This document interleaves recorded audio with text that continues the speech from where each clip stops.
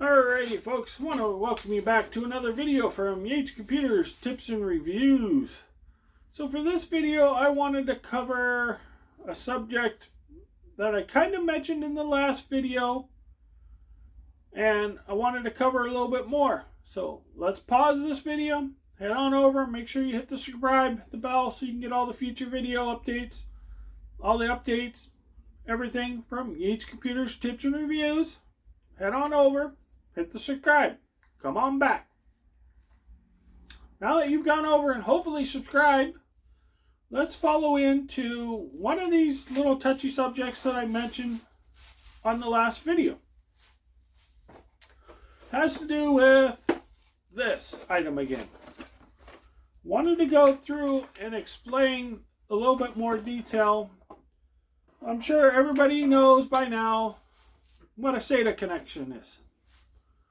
All SATAs 1, 2, 3 use the same wire. It doesn't matter. Speed differences and other things you can find out from the SATA video. There's a speed difference. One of the things I find is when you buy things like this, if you watch the last video about the docking stations, you have the IED and you have SATA ports. Most computers nowadays do not really use IED.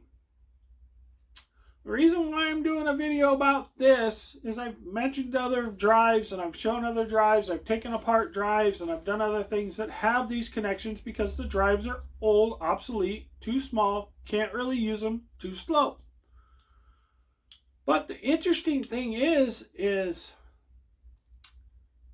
you want to buy this? This supports IED and SATA. Sell it to you for $59.99. Okay? You can go other places, pick the same thing up for $9, $8, $7. Why? Well, because they're trying to pretty much sucker you and rip you off. Because it's got IED on it and it's got SATA, it's worth more. No. How is this worth more to anybody? It's handy to have this for in case you have to retrieve data off an old drive. How does this help you though? This doesn't help you at all. Most people, this will not help you at all. You can put it in an external enclosure with the power and everything else. I've done videos on that. On the old-fashioned drives, plug it in. So they market this as a helping thing to you to try to drive the price up to try to get you to buy it. This is not really a helpful thing to you in 2022, 2023, and beyond. This is old legacy technology. Knowing that is helpful because maybe you have an old drive from a computer that's really old. Not your current computer, not the computer before that one, but maybe it's a computer way before that one, and you need to get some data off of it. Old tax return, anything like that. Any personal data that you had on there, photos, whatever you had. Maybe you had it in an external case and the drive case board or something went bad, power supply went bad. You can take it out, hook it onto here, hook the power on, retrieve your data, copy it over to a newer drive, new SATA, whatever you want to.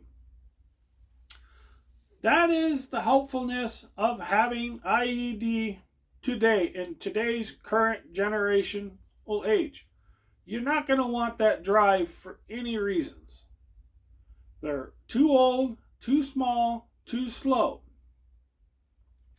So I wanted to do a quick video on that to let people know because I see that a lot.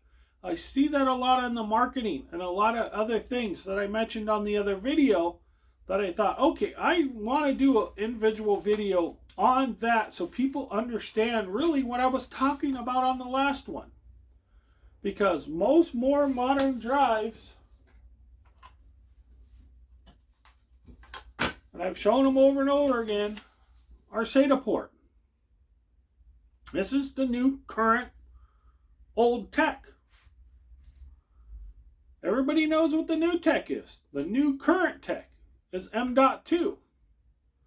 Now, I've gone over it and over it again between SATA M.2, basically the same, different form factor, different size. Then you have the NVMe.